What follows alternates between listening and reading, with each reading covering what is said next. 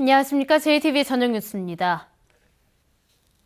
군산과 김제에 대형 할인 매장이 잇따라 들어설 움직임을 보이고 있습니다.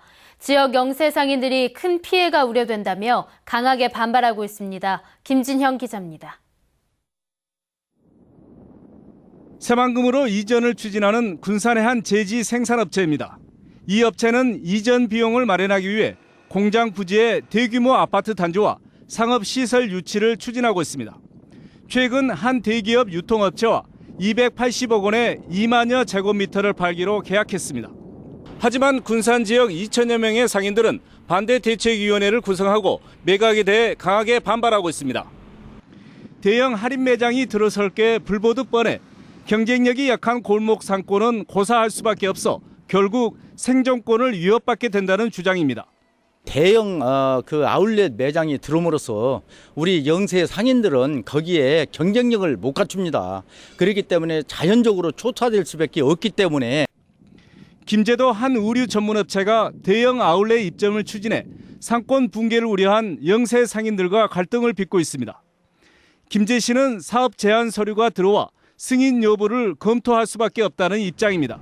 전체적 조합 검토를 하고 있죠. 서류도 보고 있고. 삼방탕이 단지화를 막 물류도 하고 못도 오고 막 그런다는 거예요. 이 사람들이 분양도 올라오고. 대형 할인 매장 입점이 잇따라 추진되면서 골목 상권 붕괴를 우려한 영세 상인들과의 갈등이 확산되고 있습니다. JTBC 뉴스 김진형입니다.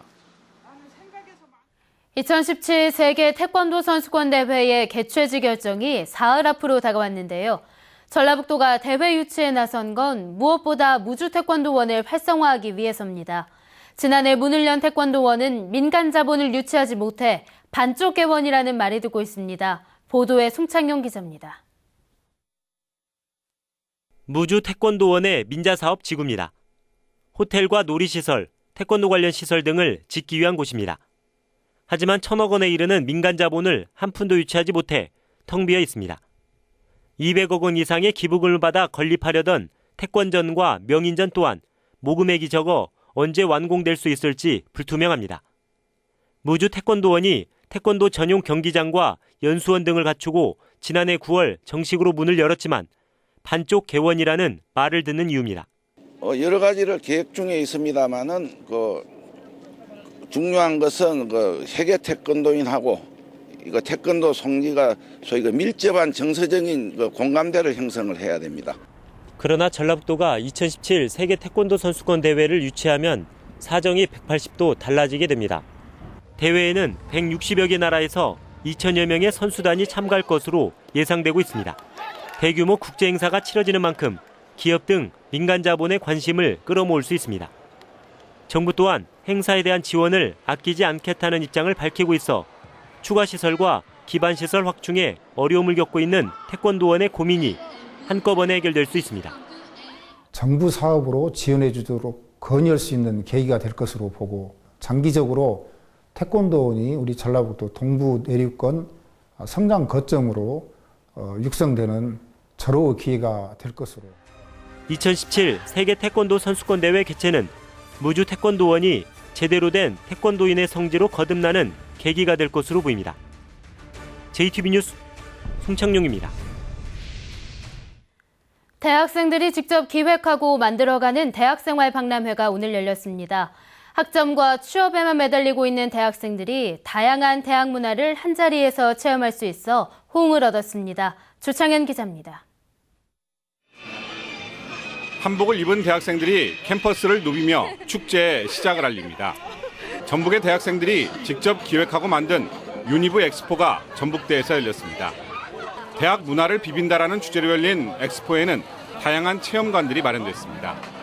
대학 생활의 낭만을 대표하는 동아리존과 젊은이의 도전을 기다리는 대외 활동존, 각종 이벤트존과 취업존까지 종류도 다양합니다.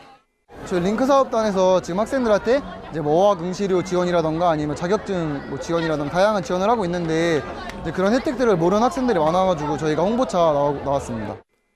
유니브 엑스포 전주에는 오늘 하루 3만 명이 넘는 대학생들이 찾았습니다. 행사장은 하루 종일 자유와 낭만, 젊음이 넘쳐나는 마치 해방구 같은 느낌으로 충만했습니다. 다른 박람회도 많이 가봤지만 여기서는 다른 대학 축제랑도 좀 다르게 여러 가지 활동도 경험할 수 있고 제공되는 것도 많고 경험할 수 있는 것도 많고 그래서 여러 가지를 느끼고 가서 좋은 것 같습니다. 다양한 공연도 볼 수 있고 사람들도 많고 진짜 대학 문화를 즐길 수 있는 것 같아서 재밌어요. 대학생들의 눈높이에서 고민하고 준비한 만큼 행사 참여도가 높았습니다. 대학 생활이라는 것이 꼭 취업에 귀결되는 것이 아니라 대학 생활 내에 다양한 진짜 재미 요소들이 정말 많거든요. 그런 요소들을 한데 모아서 학생들이 좀 더 쉽게 다가갈 수 있는 그런 박람회를 만들고 싶었습니다. 학점과 취업 준비만이 아닌 대학생활 자체를 즐기면서 행복해지려는 대학생들의 노력이 작은 변화로 이어질지 주목됩니다. JTB 뉴스 조창인입니다. 전북교육청이 자율형 사립고 재지정 여부에 대한 심사에 들어간 가운데 교육시민단체가 남성고와 중앙고에 대한 자사고 연장을 반대하고 나섰습니다. 전북 20여 개 시민사회단체들은 자사고는 평등한 교육 권리를 실현하려는 공교육 설립 취지에 역행한다며 두 학교는 재지정 신청을 자진 반납해야 하며 그렇지 않으면 교육감이 자사고 재지정 신청을 반려하라고 주장했습니다.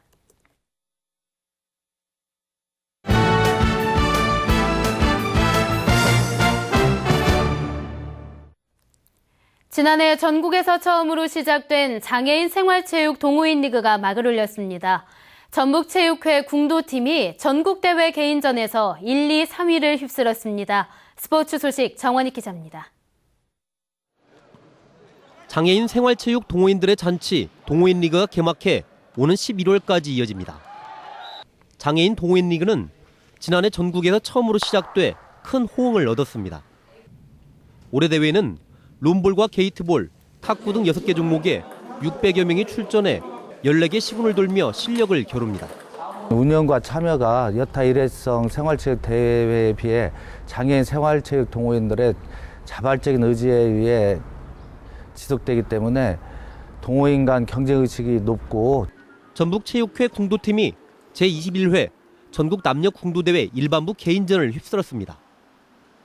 강병권이 1위에 오른 것을 비롯해 2위 강장석, 3위 박태희 등 월등한 기량을 마음껏 뽐냈습니다.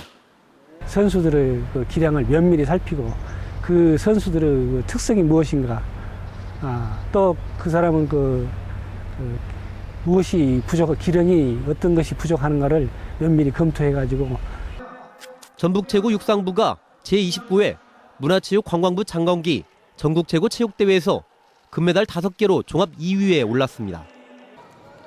또 전북 최고는 태권도와 사격, 유도 등 여러 종목에서 선전하며 지난해보다 10개가 넘는 메달을 더 따냈습니다. 제50회 전국 주니어 테니스 선수권 대회가 순창에서 개막해 열흘 동안 이어집니다. 이번 대회는 선수와 임원 등 500여 명이 참가해 갈고 닦은 실력을 겨룹니다. JTB 뉴스 정원익입니다. 뇌사 상태에 빠진 생후 5개월 된 영아가 3명에게 장기를 기증하고 짧은 생을 마감했습니다. 전북대병원은 지난달 불의의 사고로 뇌사 판정을 받은 김모 군의 심장과 간 등 장기를 환자 3명에게 성공적으로 이식했다고 밝혔습니다. 병원 측은 슬픔을 가누기 어려운 상황에서 어려운 결정을 내린 김 군의 부모에게 깊은 감사의 뜻을 전했습니다. 전주지방법원 형사 3단독은 불법 행위를 신고하겠다며 노래방 업주를 협박해 돈을 받아챙긴 혐의로 기소된 대한노래연습장협회 간부 61살 이모 씨 등 2명에게 징역 3년에 집행유예 4년을 선고했습니다. 이들은 지난 2013년 전주의 한 노래방에서 협회 직원을 시켜 맥주를 주문하는 장면을 촬영한 뒤 이를 신고하겠다고 협박해 업주로부터 150만 원을 받는 등 모두 1,500만 원을 가로채고 명절 떡값과 협찬비 등으로 1,400만 원을 빼앗은 혐의로 기소됐습니다. 날씨입니다. 전북은 오늘 맑은 날씨 속에 전주가 25.6도, 정읍 24.8도 등 어제와 비슷했습니다. 어버이날인 내일은 가끔 구름이 많겠습니다. 아침 최저 기온은 6도에서 11도, 낮 최고 기온은 21도에서 25도가 예상됩니다. 주말인 모레는 낮 기온이 27도까지 오르겠습니다. 전주 기상대는 당분간 맑고 건조한 날씨가 이어진 뒤 다음 주 월요일과 화요일 사이에 비가 올 것으로 내다봤습니다. JTBC 저녁 뉴스를 마칩니다. 시청해주신 여러분 고맙습니다.